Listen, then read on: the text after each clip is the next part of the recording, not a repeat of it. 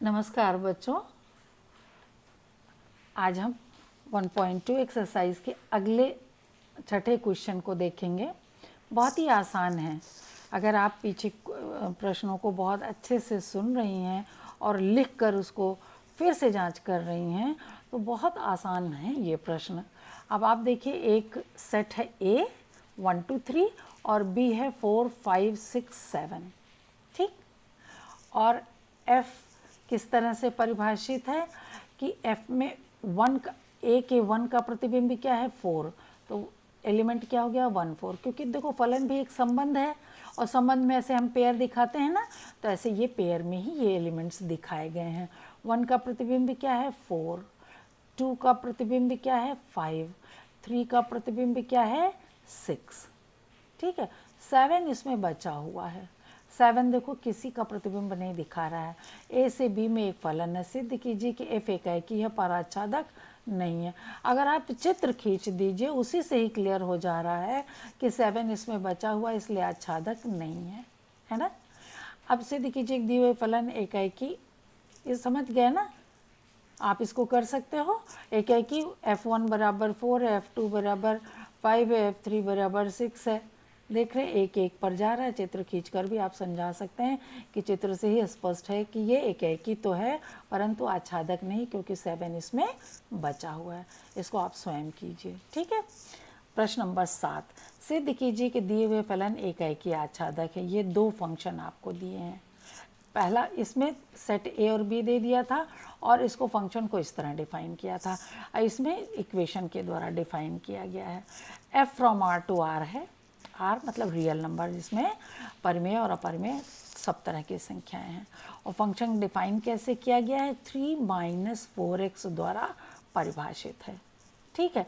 और दूसरा f(x) बराबर 1 + x² द्वारा परिभाषित है r टू r में। अब पहले वाले को हम देखते हैं, f from r to r। f(x) बराबर क्या है 3 - 4x। तो एकाएकी सिद्ध करने के लिए हम क्या करते हैं, देखो वही चीज़ बार बार कर रहे हैं, इसलिए करते करते ही आपकी भी प्रैक्टिस हो जाएगी कि एकाएकी सिद्ध करने के लिए हम क्या करते हैं।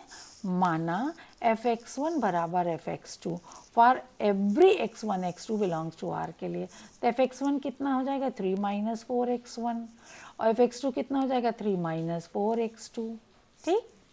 तो 3 3 कैंसिल हो गया, -4x1 बराबर -4x2।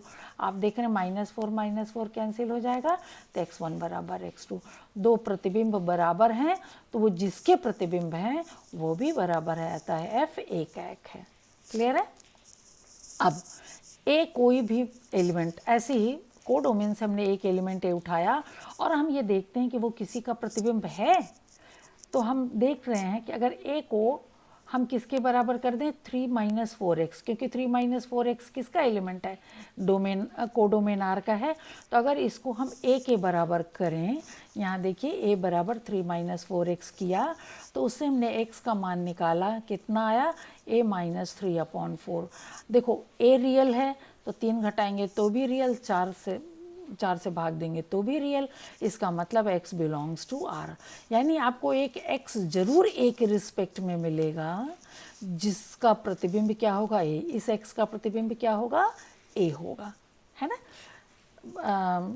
इसको लिखते इसी तरह से, माना a belongs to r codomain, प्रत्येक a बिलोंग्स टू r के लिए a - 3/4 बिलोंग्स टू r। यहाँ इस साइड वर्क में इसको करके दिखाएंगे, ठीक है ना। तो अतः f आच्छादक है, क्योंकि ये डोमेन R में ऐसा एक एलिमेंट मिल गया कि यहाँ पर एक लाइन और लिखनी चाहिए थी यहाँ पर, such that f of a - 3/4 is equal to x, ठीक है। कि ये किसका प्रतिबिंब है a - 3/4 का, ठीक है। सॉरी, ये हो जाएगा a, ठीक।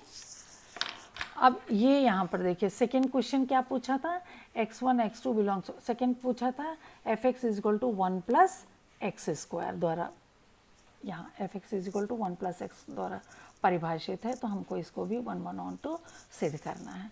For every x1 x2 belongs to r, fx1 बराबर fx2। देखो हमेशा 1 1 सिद्ध करने के लिए यही चीज़ ली गई है। तो fx1 की जो परिभाषा थी 1 + x1 square, fx2 1 + x2 square, इस तरह से आपको मिला x1 स्क्वायर बराबर x2 स्क्वायर। अब x2 स्क्वायर इधर ले लेंगे अगर, तो x1 square minus x2 square, इसका गुणनखंड करेंगे x1 minus x2 x1 plus x2। तो देखो x1 प्लस x2 या तो ज़ीरो होगा या तो ये ज़ीरो होगा। इसका मतलब या तो x1 x2 के बराबर होगा या x1 माइनस x2 के बराबर होगा, यानी x1 प्लस माइनस x2 दोनों के ही बराबर होगा, यानी x1 का प्रतिबिंब प्लस x2 भी होगा और माइनस x2 भी होगा। इसका मतलब यह है कि नहीं है। फिर पुनः A बिलोंग्स टू R सह प्रांत में है तो √-A1 प्रांत R में होना चाहिए। जैसे इसको हमने A के बराबर किया तो x स्क्वायर बराबर इतना आया, x बराबर √A-1। यदि A-1 ऋणात्मक है, A-1 क्या है? ऋणात्मक, तो √A-1 का अस्तित्व नहीं है। पक्का? अगर ये ऋणात्मक है तो √-1 क्या हो जाएगा? काल्पनिक संख्या हो जाएगी। इसका मतलब उसका अस्तित्व नहीं है, यानी √A-1 doesn't belongs to R, यानी A तब किसी का प्रतिबिंब नहीं होगा अगर ये ऋणात्मक होगा। A अगर ऋणात्मक होगा तो वो किसी का प्रतिबिंब नहीं होगा, यानी वो संख्याएं बची रह जाएंगी। तो इसलिए F आच्छादक भी नहीं है, एकाएकी भी नहीं है और आच्छादक भी नहीं है। ठीक है, प्रश्न नंबर 8 देखते हैं। प्रश्न नंबर 8, A तथा B एक सेट हैं, तो सिद्ध कीजिए F from A cross B to B cross A। A cross B आप समझते हैं ना, A का पहला एलिमेंट और B का दूसरा एलिमेंट पेयर के रूप में होगा, और B क्रॉस A में B का पहला एलिमेंट होगा, A का दूसरा एलिमेंट होगा। क्लियर है? इस प्रकार है A cross B such that B cross इस फ्रॉम B क्रॉस A इस प्रकार है कि FAB बराबर BA। FAB इसका एलिमेंट AB किस पर जाएगा? BA पर जाएगा। ये एक एकाएकी आच्छादक फलन है, हमको सिद्ध करना है। दिया है FAB बराबर BA, तो FA1 B1 किसके बराबर होगा?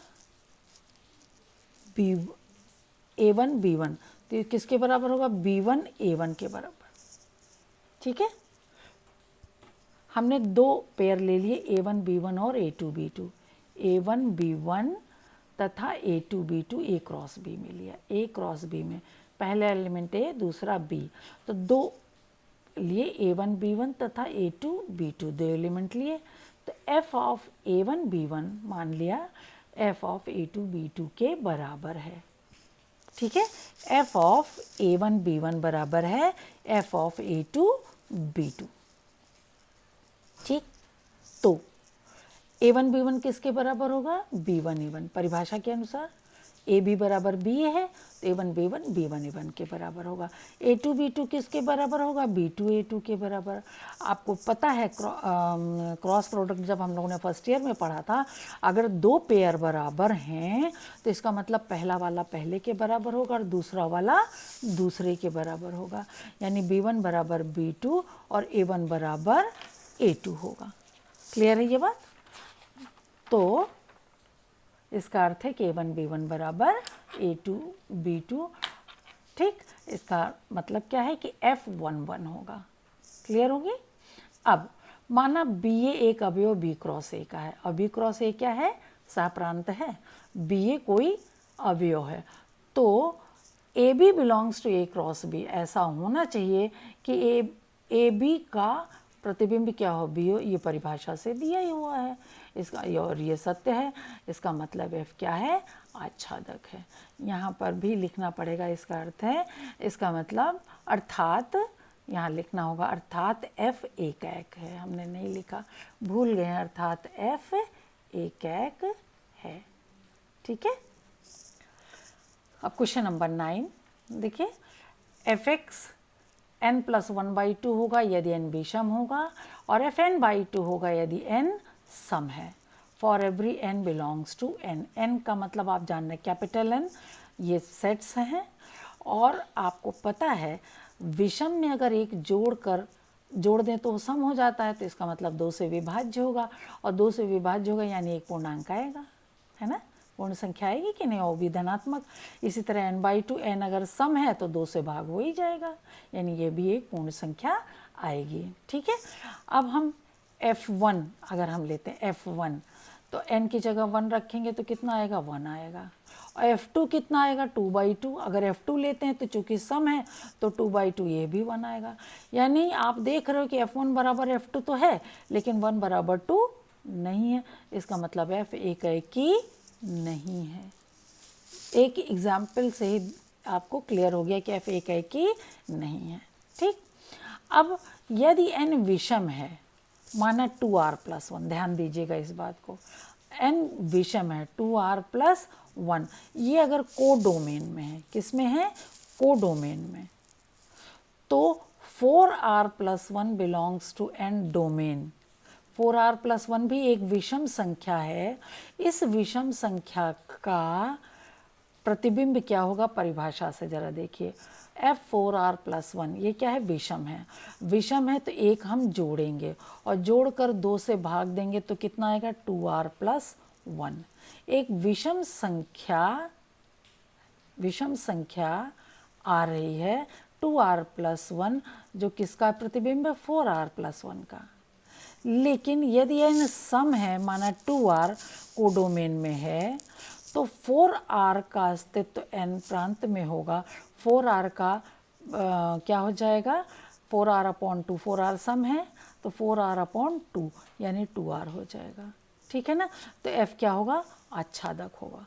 यानी अगर कोई विषम